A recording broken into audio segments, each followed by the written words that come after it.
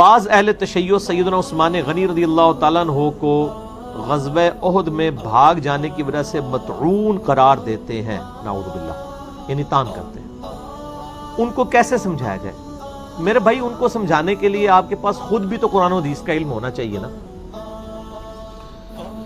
باقی جو اہل تشیع کا مقدمہ ہے سیدنا عثمان غنی رضی اللہ تعالیٰ عنہ کے حوالے سے کہ ان کی شہادت کے اسباب میں بعض ان کے ایسے ڈیسیژن تھے جس کی وجہ سے صحابہ اکرام ان کے خلاف ہوئے، وہ تو بالکل ریالٹی ہے، اس سے کوئی انکار نہیں کر سکتا، وہ بخاری مسلم میں موجود ہے. یہ تو بنو امیہ کی بدماشیوں کو چھپانے کے لیے عبداللہ ابن سبا کا ڈھونگ رچایا گیا کہ یہ ایک عبداللہ بن سبا تھا جس نے 10,000 صحابہ کی مات مار دی ایک بندے نے، نعوذ باللہ، اور عثمان شہید ہو گئے. بیسیکلی بنو امیہ کو بچانا تھا.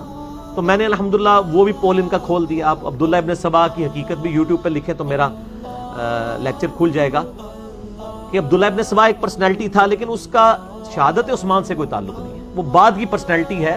مولا علی کے لیے اولویت کلیم کی، مولا علی نے اسے قتل کروایا تھا، مولا علی نے قتل کروایا تھا اسے. تو اس کو اس کھاتے میں ڈالنا جو ہے وہ بالکل زیادتی ہے. آپ یوٹیوب پہ جا کے لکھیں شہادت عثمان کے اسباب، شہادت عثمان کی وجوہات، ریپلائی ٹو ڈاکٹر اسرار، میرا کلپ کھل جائے گا، لاکھوں لوگ دیکھ چکے ہیں، آپ کو پتہ چل جائے گا انشاءاللہ. تو یہ ایک الگ سے ایک ٹاپک ہے. بہرحال سیدنا عثمان پہ جو اہل تشیع کا یہ والا اعتراض ہے، یہ تو کوئی غالی رافضی کرتا ہوگا حضرت عثمان کے حوالے سے. یہ تو نہج البلاغہ پہ بھی موجود ہے کہ مولا علی نے خود حضرت عثمان کو داماد رسول لکھا ہے صلی اللہ علیہ وآلہ وسلم. نہج البلاغہ کے بھی 5 خطبات کی روشنی میں میرا مسئلہ 162A ہے. مولا علی کے 5 خطبات نہج البلاغہ سے، خلفائے راشدین کے 30 سال نہج البلاغہ کی روشنی میں. یہ میں نے اہل سنت کا مقدمہ شیعہ کی عدالت میں پیش کیا ہے، اور شیعہ کا مقدمہ اہل سنت کی عدالت میں پیش کیا. مسئلہ نمبر 101 خلافت و ملوکیت، صحیح مسئلہ خروج اور فکر حسین حق پرستی کی علامت ہے. تو وہ دونوں کو میں نے، یعنی میں تو ظاہر ہے کیوں نہ میں وابی نہ میں بابی، میں ہوں مسلم علمی کتابی. تو نہ میں سو کالڈ وابی ہوں کہ جو لوگ علمی بات کرنے لگے وابی کہتے ہیں، نہ میں بابی ہوں بابوں کا ماننے والا، بابوں کا، بزرگوں کا، علمی کتابیات. اس لیے میں تو جو بات سنی کی ٹھیک ہے وہ سنی کی صحیح کہوں گا، تو شیعہ کی ٹھیک ہے وہ. باقی میں دونوں کو مسلمان سمجھتا ہوں. علمی اختلاف اپنی جگہ. آپ کا حال تو یہ ہے کہ آپ علمی اختلاف کر کے اسلام سے بھی باہر نکالتے ہیں. ہم آپ سے بھی علمی اختلاف رکھتے ہیں، تب بھی آپ کو اسلام کے اندر مانتے ہیں، آپ کو چندے دیتے ہیں، آپ کے پیچھے نمازیں پڑھتے ہیں. کوئی مسجد نہیں بنائی، کوئی چندہ بک نہیں بنائی، کوئی پارٹی لانچ نہیں کی، کوئی امیر نہیں بنایا، کوئی بیعت نہیں لی، کچھ بھی نہیں کیا. فری اپنی جیب سے لاکھوں روپے کی چیزیں الحمدللہ اللہ کی راہ میں خیرات کرتے ہیں، لوگوں کو پمفلٹ دیتے ہیں. اور یہ فری ویڈیوز ہماری انشاءاللہ اپلوڈ ہو رہی ہیں پچھلے 8 سال سے، انشاءاللہ آندہ بھی ہوں گی. کسی کو میرے نام پہ چندہ لینے کی اجازت نہیں ہے، نہ عثمان کو، نہ فرحان کو، نہ اس فرحان کو، کسی کو اجازت نہیں 1 روپیہ لینے کی بھی. ٹھیک ہو گیا. تو یہ سیدنا عثمان کے اوپر جو اعتراضات کیے گئے آپ جینوئنلی ان کو دیکھیں تو جو بات ٹھیک ہے وہ کریں. خلیفہ راشد ہیں الٹیمیٹلی میرے نزدیک، تو آج کی ڈیٹ میں ان کے اوپر کوئی تان نہیں ہوگا. سیدنا عثمان پہ یہ جو غزوہ احد کے حوالے سے ہے یہ صحیح بخاری میں موجود ہے. آپ صحیح بخاری میں اگر حضرت عثمان کے فضائل والا چیپٹر نکالیں تو آپ کو یہ حدیث مل جائے گی. کئی دفعہ ریپیٹ ہوئی ہے، مختلف اس کے طرق موجود ہیں بخاری میں. اسلام 360 میں بھی آپ حضرت عثمان اور احد یہ 2 لفظ لکھیں تو خود کھول دے گا، آپ کو ڈھونڈنے کی ضرورت نہیں پڑے گی. یہ اصل میں یوں واقعہ ہے کہ حضرت عثمان کے دور حکومت میں آپ کے کچھ ڈیسیژن کی وجہ سے لوگ آپ کے خلاف بھی ہوئے تھے. پھر شہید والا معاملہ ہو گیا، وہ تو ایک تلخ ایک یعنی مسلمانوں کی تاریخ ہے. ایک شخص مصر سے آتا ہے، بخاری کے الفاظ ہیں، عبداللہ ابن عمر کے پاس حضرت عثمان اور حضرت علی کے بارے میں پوچھتے ہیں. حضرت عثمان پہ بھی وہ کلیریفیکیشن دیتے ہیں اور پھر کہتے ہیں علی کے تو کیا کہنے، یہ جدھر تم کھڑے ہو اس کے پاس ہی تو نبی کی بیٹی کا گھر ہے جس کے وہ خاوند تھے. حضرت علی جو ہیں وہ نبی علیہ السلام کے لاڈلے ترین داماد تھے. علی کی کیا بات کرتے ہو. یعنی ایسے لوگ بھی تھے جو حضرت علی اور حضرت عثمان دونوں سے ہی نفرت کرتے تھے، نعوذ باللہ. تو مصر سے ایک شخص آیا، بخاری کے الفاظ ہیں، اس نے عبداللہ بن عمر سے کہا کہ یہ بتائیے کہ عثمان جو ہیں یہ غزوہ بدر میں بھی موجود نہیں تھے.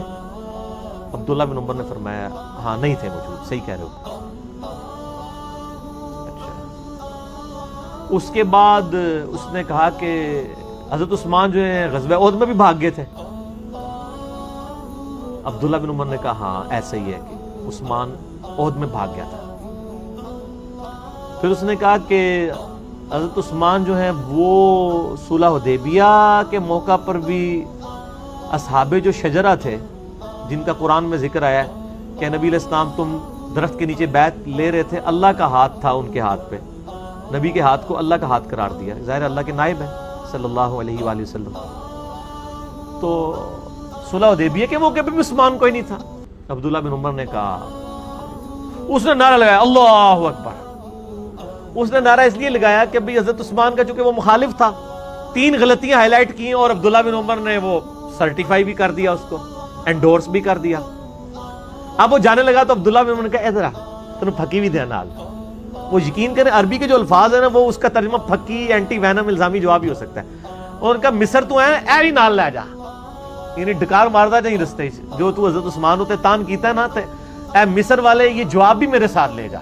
تو ہم نے صرف سوال کیے نا تو اب میں تجھے کلیریفائی بھی کروں گا. ابھی تو نے صرف اتنا ہی پوچھا ہے نا، ہاں یا نہ میں اس لیے کہتا ہوں ہاں یا نہ میں جواب دینے سے خطرناک معاملہ ہوتا ہے، اسی لیے ہم پوری ڈیٹیل بتاتے ہیں. تو عبداللہ بن عمر نے کہا بھی اینج نہ ٹور جا، پوری گل سمجھ کے جا، پورا نیریٹو ڈاکٹرائن سمجھ. تو نے کہا بدر. تو بدر میں عثمان اس لیے نہیں تھا کہ نبی علیہ السلام کی بیٹی ان کے عقد میں تھی اور وہ بیمار تھی. نبی علیہ السلام نے خود اجازت دی تھی کہ تم ان کی تیمارداری کرو، اور مال غنیمت میں سے بھی حضرت عثمان کو حصہ دیا گیا تھا، ان کو بدری شمار کیا گیا تھا. حضرت عثمان وہ صحابی ہیں جو بدری نہ ہوتے ہوئے بھی بدری ہیں کیونکہ نبی علیہ السلام کی اجازت سے. پہلا مسئلہ حل ہو گیا. ان کا تو نے کہا کہ جی احد میں بھاگ گئے تھے، تو ان کا ہاں احد میں بھاگ گئے تھے، لیکن قرآن سورہ آل عمران آیت نمبر 155 153 یہ پڑھ کے دیکھ تو اس میں تو اللہ تعالیٰ نے واضح فرمایا وَلَقَدْ عَفَى اللَّهُ عَنْهُمْ، بے شک اللہ ان کو معاف کر چکا.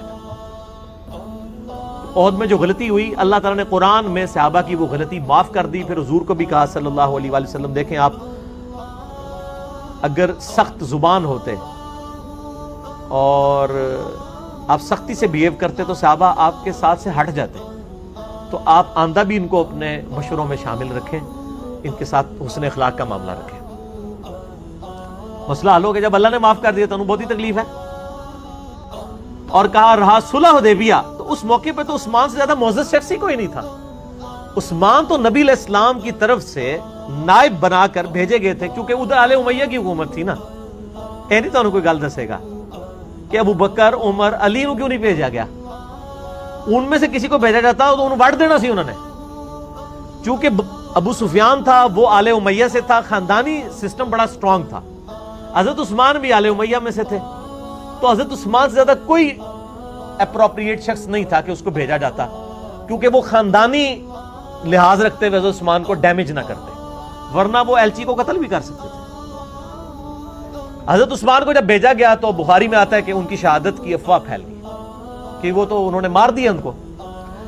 اب نبی صلی اللہ علیہ وآلہ وسلم درخت کے نیچے آئے اور آپ نے بیعت اس کے اوپر لی کہ ہم یہاں سے اس وقت تک نہیں جائیں گے جب تک کہ عثمان کے قتل کا بدلہ نہ لے لیں. اس کے اوپر تو بیعت ہوئی تھی اور حضرت عثمان موجود نہیں تھے، تو نبی علیہ السلام نے اپنا مبارک ہاتھ بلند کر کے کہا تھا یہ عثمان کا ہاتھ ہے، میں اس کی بیعت بھی لیتا ہوں. تو نبی علیہ السلام نے اپنے ہاتھ کو عثمان کا ہاتھ قرار دیا. عثمان سے زیادہ معزز شخص ہی کوئی نہیں تھا صلح حدیبیہ کے دن. پھر وہ خیر آ بھی گئے تو پتہ چل گیا کہ ان کو شہید نہیں کیا، وہ افواہ ہی تھی. تو یہ تینوں جواب اس مصری کو دیے اور کہا کہ جب مصر جائے گا نا تو یہ بھی ساتھ لے جائیں. وہ عبداللہ بن عمر نے ایسے جواب دیے وہ آج تک بخاری شریف میں محفوظ ہیں. اب کوئی حضرت عثمان کے اوپر ان معاملات میں تان کرتا ہے نا تو اسی بھی ادی لا کے ہاتھ پڑا چڑھنے پگڑی ادی